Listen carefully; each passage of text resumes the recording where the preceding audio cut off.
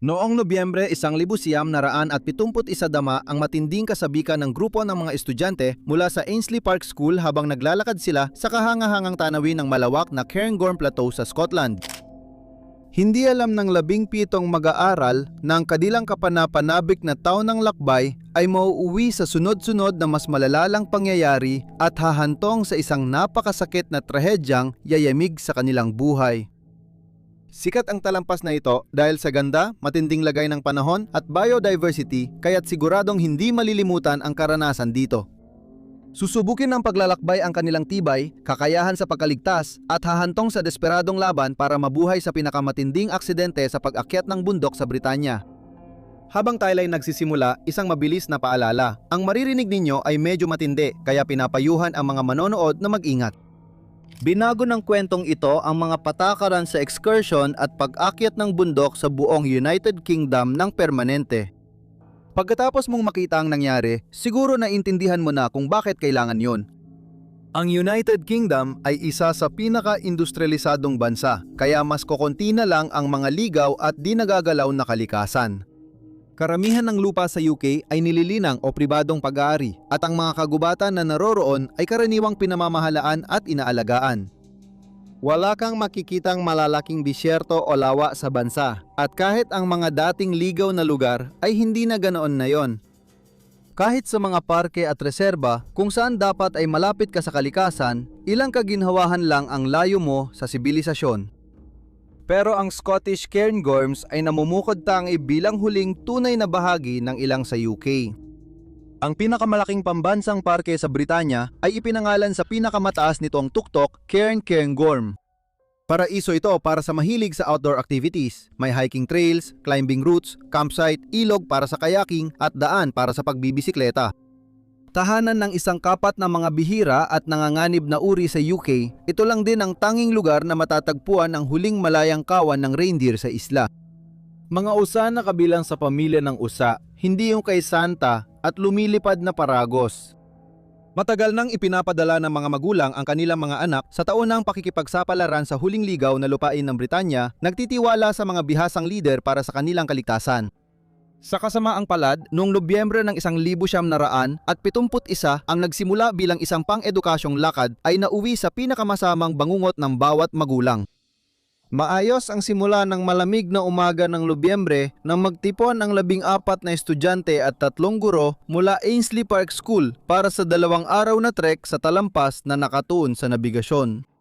Sa likod nila ang magagandang bundok ng Cairngorm, layunin ng paglalakbay na subukin ang kanilang kaalaman sa pamumundok at pagsasanay sa mga gawaing palabas. Para sa mga estudyante, ang field trip na ito ay isang munting pakikipagsapalaran lang sa tunay na ilang. Sa bikang grupo tuklasin ang malawak at mailap na lugar na ito, kilala sa tanawin at pabago-bagong panahon. Sa mga linggo bago ang kanilang pakikipagsapalaran sa bundok, planong sanayin mabuti ang mga estudyante sa mahalagang teknik sa pamumundok. Sa ideal na sitwasyon, dapat sana ay napag-aralan na nila ang mga bagay tulad ng step kicking para sa pag-akyat sa matatarik na dalisdis, kung paano maingat na bumaba sa matatarik na pababa at kung paano ligtas na dumulas pababa ng dalisdis habang nakaupo. Dapat natutunan na rin nila kung paano pigilan ang sarili kapag dumulas pababa ng bundok at tumanggap ng komprehensibong first aid training para epektibong makapamahala ng mga emerhensya habang walang agarang tulong sa kabundukan. Nakakulangan sa lalim ng kanilang natanggap na pagsasanay. Saglit lang ipinakita sa kanila ang kasanayan kaya hindi sila handa sa mahihirap na kondisyon. Sa paghahanda ng biyahe, binigyan ng mga estudyante ng gamit na akma sa malamig na bundok. Ibinigay ng outdoor center ang gamit at espesyal na kasuotan para sa kanilang pag-akyat. Bagamat may sariling pantalon at sweater din ang mga kabataan. Nagbitbit sila ng mga gamit tulad ng carabiner na tumutulong sa pag-secure ng mga lubid, harness para sa kaligtasan at kalan para sa pagluluto. Binigyan din sila ng mga sleeping bag para sa matinding lamig, malalaking trapal bilang pansamantalang silungan at first aid kit. Gayunpaman, kulang o wala ang mga advanced na gamit para sa kaligtasan. Akala ng mga leader na sandali lang ang pag-akyat nila sa bundok. Nakamamatay ang pagkakamali nila. Sa ideal na sitwasyon, dapat may helmet at mga aparatong pangtukoy ng lokasyon gamit ang signal sila mula umpisa na mahalaga para sa kaligtasan sa matarik na lupain. Pero sino ang magbibigay ng ganung mahal na gamit sa 2 binatilyo para lang sa maikling lakad ng paaralan? Sa anumang kaso, kulang sila ng karanasan para harapin ang mga kondisyong malapit na nilang maranasan. Kaya nang umalis sila, ang grupo ay hindi nila alam na kulang sa kagamitan at kulang din sa sapat na pagsasanay na sana ay nakatulong ng malaki sa kanilang kakayahang ligtas na makatawid at mabuhay sa mabagsik na bundok ng Cairngorm. Malapit nang maging malinaw ang kakulangan sa paghahanda. Pinangunahan ni Ben Beatty, 23 anyos na punong instruktor sa outdoor education ng Ainslie Park School at bihasang mountaineer, ang paglalakbay sa bundok. Bagamat sanay siya sa magagandang panahon, susubukin ng paglalakbay na ito ang kanyang kakayahan lampas sa kanyang mga hangganan. Kasama ni Beatty ang kasintahang si Catherine Davidson, 20 anyos na kapuwa, mahilig sa pag-akyat at estudyante ng physical education. Siya, kahit mas kaunti ang pangkalahatan niyang karanasan sa pag-akyat ng bundok, ay 2 beses nang nakaakyat sa Cairngorms tuwing taglamig. Kaya siya lang ang tanging adulto sa grupo na may tunay na karanasan sa pag-akyat sa Cairngorms tuwing taglamig. Isa pang leader sa grupo ay si Sheila Sunderland, 18 taong gulang na voluntaryong instruktor na walang karanasan sa Cairngorms at bagong nagsimula ng 3 linggong voluntaryong pagtuturo sa Edinburgh Education Authority's Outdoor Center. Ang grupong ito ng 3 ay nakatakdang magbantay sa 14 na kabataang estudyante na may edad 14 hanggang 18. Naunang matututo ng mga kasanayan sa pag-navigate gamit ang mga mapa at kompas sa pamamagitan ng isang kontroladong sitwasyong pang-edukasyon na nilalayon para sa kanila. Makalipas ang ilang buwan, napatanong ang marami kung bakit pinayagan ng paaralan ang mapanganib na ekspedisyon nang hindi tinitiyak ang sapat na pagbabantay ng mga may karanasan at pag-iingat sa matinding lagay ng panahon sa Cairngorms tuwing taglamig. Noong umagang iyon ng Nobyembre, walang nag-alala sa kaligtasan ng biyahe at umalis ang grupo. Tunay na kahanga-hanga ang tanawin dito. Ang gulubunduking ito, pinakamalaki sa British Isles, ay paraisong mataas ang altitude na umaabot sa mahigit 4,000 talampakan sa mga tuktok tulad ng Ben Macdui. Isa sa mga kakaibang katangian ng bulubunduking ito ay ang patag at parang talampas na mga tuktok nito na kakaiba kumpara sa matutulis at magagaspang na mga tuktok ng bundok na karaniwang matatagpuan sa ibang bahagi ng mundo. Kahit madaling akyatin ang Cairngorms, ang haba, layo at biglang pagbabago ng panahon, sa talampas ang dahilan kaya isa ito sa pinakamahirap na bulubundukin sa United Kingdom. Pwedeng umulan ng nyebe kahit anong oras buong taon at may natitirang patse ng nyebe kahit tag-init. Isa sa pinakamalalaking hamon sa Cairngorms ay ang panahon na maaaring maging sobrang hindi mahulaan at mabilis magbago lalo na habang umaakyat ka pataas. Ang lugar ng talampas ay madalas makaranas ng matitinding unos ng nyebe, malalakas na hangin at biglaang pagbaba ng temperatura na maaaring maging delikado kahit para sa mga pinakasanay na umaakyat ng bundok. Dahil dito, nagiging napakahirap ng pag-navigate dahil ang visibility ay maaring bumaba ng husto sa loob lamang ng ilang minuto. Sa lawak ng bundok, madaling maligaw at halos di naiiwasan para sa iba.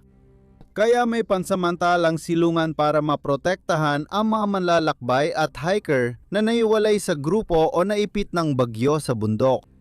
Ang maliliit at payak na kubong ito ay tinatawag na mga bothy na matatagpuan sa mga burol ng hanay ng bundok. Ang mga bothy ay maaari ring gamitin bilang lugar ng tagpuan o pahingahan sa mga paglalakad na tumatagal ng ilang araw. Habang tumataas ka, mas mahalaga ang mga ito. Bilang pansamantalang istruktura, mga payak lang itong silungan na yari sa yero, putik at bato. Isa sa mga silungang ito, particular ang Cairn Bothy, ay magiging napakahalagang bahagi ng kwento ng ekspedisyong ito. Noong ika-19 ng Nobyembre, dumating ang 14 na estudyante at ang kanilang mga guro sa Lalaganya Outdoor Center sa Cairngorms. Sanay na ang outdoor center sa pagtanggap ng mga grupong estudyanteng gustong umakyat ng bundok. Dito sumama sa grupo ang pangatlong leader, si Sheila Sunderland, 18 taong gulang. Para mas madaling kontrolin ang pag-akyat, hinati ang kabataan sa 2 grupo. Kay Beatty ang mahuhusay at sina Catherine at Sheila sa iba. Simple lang ang plano. Tatawid ang 2 grupo sa talampas mula Cairngorm South papuntang Ben Macdui, ang tuktok ng Cairngorm Mountains, at tatapusin ito sa loob ng 48 oras. Sa ideal na sitwasyon, sana ito ay 10 tuldok 5 milyang pag-akyat, isang hamon para sa grupo na karamihan ay 15 taong gulang. Sabik silang lahat, ngunit hindi nila alam ang matitinding pagsubok na gagawing bangungot ang ekspedisyong pang-edukasyon na ito. Noong Sabado ng umaga, isinumite ng mga pinuno ng grupo ang ruta sa punong guro ng Laganlia at naglatag ng solusyon na kung sakaling sumama ng husto ang panahon, parehong grupo ay titigil at maghahanap ng masisilungan sa Coranbati. Aprobado ang plano ay nagpatuloy ang grupo sa paghahanda para marating ang tuktok. Bumababa man ang temperatura, matatag at kalmado pa rin ang panahon. Kahit may babala na masamang panahon, nagpasya pa rin sina Ben Beatty at Catherine Davidson na ligtas nilang matatapos ang pag-akyat bago sumama ang panahon. Ito ang simula ng ilang nakamamatay na mga pagkakamali. May problema agad sa simula ng biyahe. Una, nagsimula silang maglakad bandang 11:00 ng umaga, mas huli sa plano. Ibig sabihin nito, kaunti na lang ang liwanag ng araw na natitira para matapos nila ang kanilang pag-akyat. Kung nag-hiking ka na sa bundok, alam mong dapat nasa tuktok ka na bago tanghali dahil madalas dumarating ang masamang panahon pagsapit ng 1:00 ng hapon. Hindi pa nagsimula ang grupong ito kahit 11:00 na ng umaga. Para makabawi sa oras, umakyat sila sa Cairngorm Mountains sa pamamagitan ng ski lift, umaasang makasagip pa ng ilang mahalagang oras ng liwanag ng araw. Ang paglubog ng araw tuwing Nobyembre ay bago mag-alas 4 ng hapon. Pagkatawid sa talampas, magkaiwalay bababa ang dalawang grupo.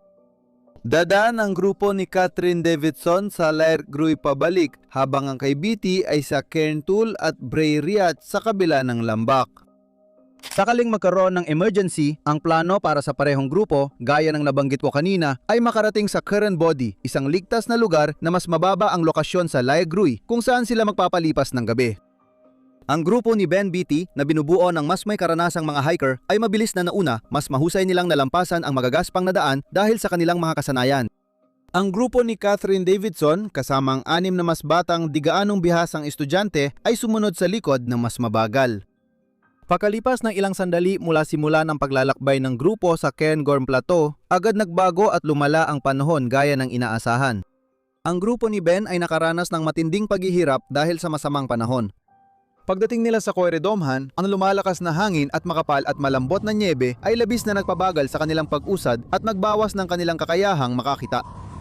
Nang mapansin ang lumalaking panganib na kanilang kinakaharap, nagpasya si Beatty na lumihis sa alternatibong ligtas na ruta na layuning makarating sa Currambody bilang mas ligtas na lugar para magpalipas ng gabi. Dumating sila sa Bothy bandang 3:30 ng hapon. Pagdating doon, kinailangan nilang alisin ang naipong nyebe sa may pintuan upang makapasok bago sila nag-ayos para sa isang gabing tiyak na magiging mahaba at malamig. Sa kabila ng hirap sa labas, panatag ang loob ng grupo ni Ben sa silungan. Nag-antay sila ng oras, umaasang makikita rin ang mga bakas ng paa ng grupo ni Catherine sa labas na sumilong din sa bote na ito gaya ng napagplanuhan. Hindi nakarating sa silungan ang grupo ni Catherine Davidson. Si Beatty na may malawak na karanasan sa pag-akyat at pamumundok sa iba't ibang matatarik na lugar tulad ng Ireland, Alps at Scottish West Coast. Una, akala ni Beatty na baka ibang mas madaling daan ang pinili ng grupo ni Davidson papunta sa ibang silungan. Ang maling pag-aakalang ito tungkol sa kinaroroonan ng grupo ni Davidson ay isa pang pagkakamali na sa huli ay magdudulot ng mga nakamamatay na kahihinatnan habang patuloy na lumalala ang lagay ng panahon. Habang gabi lumalalim, sumasama ang sitwasyon sa pansamantalang tirahan ng grupo ni Beatty. Ang nyebe ay naipon ng napakataas sa pintuan kaya pagsapit ng umaga nahirapan silang buksan ito. Madiskarteng pinadaan ang pinakamaliit na batang lalaki sa bahagyang bukas na pinto para alisin ang nyebe sa labas kaya nakalabas ang lahat. Sa buong pagsubok na yon, labis na nag-aalala si Beatty para sa kaligtasan ng grupo ni Catherine Davidson na wala pa sa silungan. Pinag-isipan ni Beatty ang panganib ng paghahanap sa nawawalang grupo laban sa pangangailangang ilipat agad ang kanyang grupo sa mas ligtas na lugar sa Larig-Larig Group. Hindi niya layunin sa ekspedisyon ang subukin ang pisikan na kakayahan ng mga bata, kundi magbigay ng karanasang pang-edukasyon sa ilang. Ang hindi inaasahang pangyayaring ito ang nagtulak sa kanya sa isang mahalagang papel na kailangang timbangin ang kaligtasan ng kanyang kasalukuyang grupo at ang pananagutan para sa mga nawawalang miyembro. Paglabas mula sa silungan pagkatapos ng mahirap na gabi, nahirapan ang grupo ni BT bumaba sa talampas dahil sa malalim na nyebe at matitinding kondisyon. Maraming nadulas at natumba at muntik ng mapinsalan ng malubha ang isang batang lalaki. Nang makababa na sila mula sa talampas at makarating sa mas ligtas na bahagi ng Lady Gru, nakipag-ugnayan na si BT sa Laganlia Outdoor Center. Doon niya nalaman na wala pang grupo ni Catherine Davidson kaya lalo siyang nadalala. Pagsapit ng alas 4:30 ng ikalawang araw sa bundok, dumating ang grupo ni BT sa Roti Mulchus Hut, isang matutuluyang pasilidad sa paanan ng bundok kung saan natawagan nila si Laganlia at naayos ang transportasyon nila. Pagdating ng 5:30, nakasakay na sila at ligtas na ibalik ang mga estudyante sa Laganlia. Dahil walang balita sa grupo ni Davidson, nagpatuloy si BT sa ski center, Glenmore Lodge at istasyon ng pulisya sa paanan ng bundok. Pagdating ng alas 7 ng gabi, opisyal nang iniulat na nawawala ang grupo ni Davidson dahil hindi pa rin sila natatagpuan. Nagbunsod ito ng mabilis na tugon. Naglakad ang tagapagligtas sa gitna ng blizzard at dilim para hanapin ang nawawalang grupo.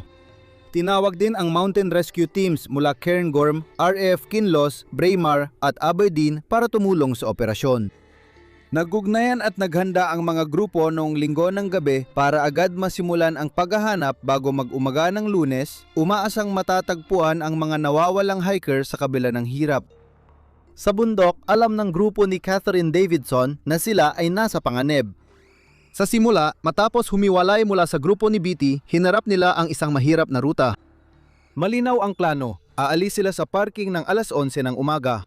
Akyat sila sa 4,000 talampakang tuktok ng Cairngorm sa 1.5 oras, tutuloy sa Lachan Buide sa 2 oras, at akyat ng 500 talampakan papunta sa Ben Macdu sa 1.5 oras. Bababa sila sa Taylorsburn ng 1 oras, tapos dadaan sa Lerwick GRU at mararating ang Currambotty sa kalahating oras pa. Ang lakad ay inaasahang tatagal ng 6.5 oras at matatapos sa Currambotty bandang alas 5:15 ng hapon. Habang sumusulong sila sa ruta, lalong lumala ang kondisyon. Habang lumalala ang panahon at naging blizzard, lalong humirap ang kanilang paglalakbay. Nagkaproblema ang kanilang schedule dahil sa di inaasahang pagkaantala na nagpahirap sa kanilang pag-navigate at pag-usad. Matagal ang bawat bahagi ng kanilang pag-akyat kaya nabawasan ng oras nila bago dumilim at lumamig, dahilan para mapunta sila sa alanganing kalagayan na malayo sa Currambotty. Sa huling 4 na oras ng araw, kailangang maglakad ng grupo ng 6 na mahirap tahaking milya papunta sa planadong masisilungan. Pinahirap na malalakas na hangin ang paglalakbay, karaniwang panganib sa bulubundukin at nagiging delikado pati simpleng paglalakad. Sa particular na weekend na ito, lalong lumala ang sitwasyon dahil ang nyebe ay sobrang pulbos kaya hindi nakapaghukay ang grupo ng maayos na masisilungan o butas para sa proteksyon. Ang pulbos na nyebe at malakas na hangin ay pumasok sa kanilang kagamitan at mga gamit sa pagtulog na nag-alis ng insulation at nagdulot ng malamig at basang siklo na mahirap putulin. 6 na bata nga stranded sa Cairngorm ang namatay dahil sa matinding blizzard, ang pinakamatindi sa mga bundok sa maraming taon. Noong Sabado ng hapon, sa gitna ng matinding blizzard, nagpasya si Catherine Davidson na talikuran ng orihinal na ruta. Dahil sa lumalalang panahon at pagtaas ng pagkabalisa ng mga estudyante, naghanap siya ng alternatibong daan. Imbes na dumiretso sa silungan, bumaba siya ng burol, umaasang makatagpo ng ibang silungan malapit. Sa kasamaang palad, tinabunan ng nyebe ang kinaroroonan ng mga silungan sa malapit kaya't naging imposibleng mahanap ito at sa huli ay napilitan si Davidson na talikuran ang pag-asang marating si Curran. Dahil walang ibang pagpipilian, nagdesisyon si Davidson na maghanda para sa emergency na pagpapalipas ng gabi sa isang lugar na hindi niya alam ay tambakan pala ng makapal na nyebe. Pinuna ni John Duff, pinuno ng Braemar Mountain Rescue Team, ang desisyong ito at sinabing ang pagtatangkang magbivuak sa taglamig sa ganitong kondisyon sa Cairngorm Plateau ay napakadelikado at dapat gawin bilang huling opsyon lang. Nagbigay din ng opinyon si Duff tungkol sa kabuuang pagpaplano ng ekspedisyon na tinawag niyang labis na ambisyoso para sa mga kabataan at ibinato ang responsibilidad sa mga nagplano at nag-apruba ng biyahe.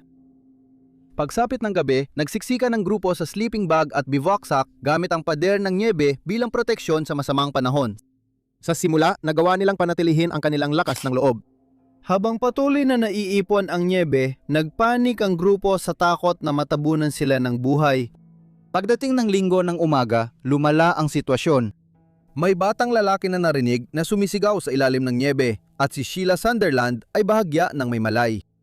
Sa kabila ng pagtangkang humingi ng tulong ni Catherine Davidson at isang batang lalaki, napilitan silang bumalik dahil sa kapal ng nyebe kaya wala silang nagawa kundi maghintay, nakakulong at lalong desperado. Buong linggo, walang tigil ang bagyong may nyebe at sa gabi, bahagya lang nakita ng grupo ang mga flare ng search party sa malayo.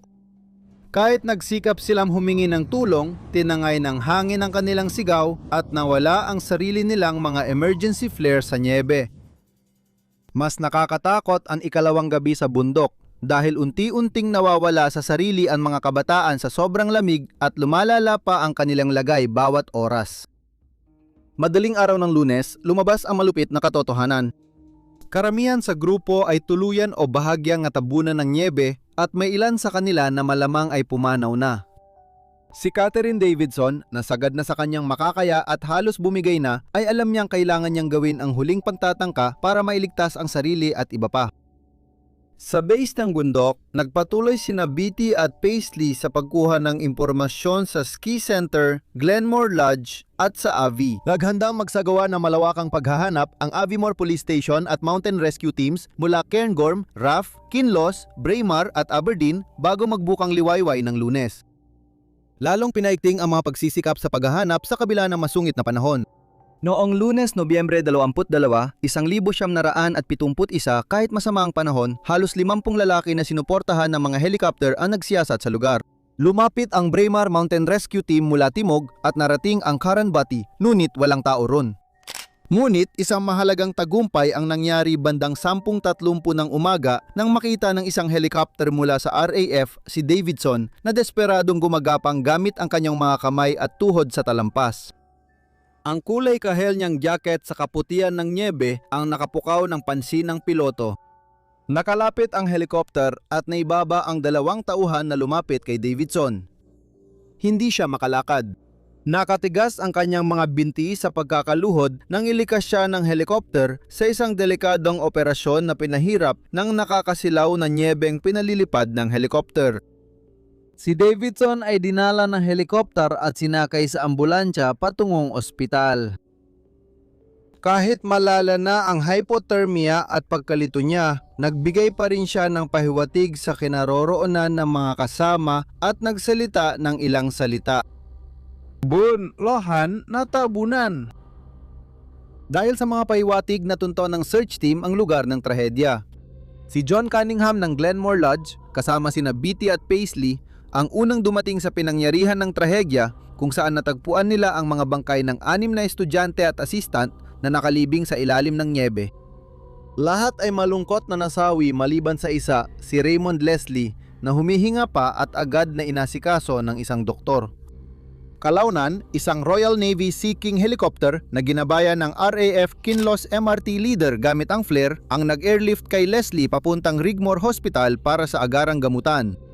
Sa kasamaang palad, sina Sheila Sunderland, Carol Bertram, Susan Byrne, Lorraine Dick, William Kerr at Diane Dudgeon ay hindi nakaligtas. Kinuha ang kanilang mga buhay ng isa sa pinakamalupit na blizzard na naranasan ng Cairngorms.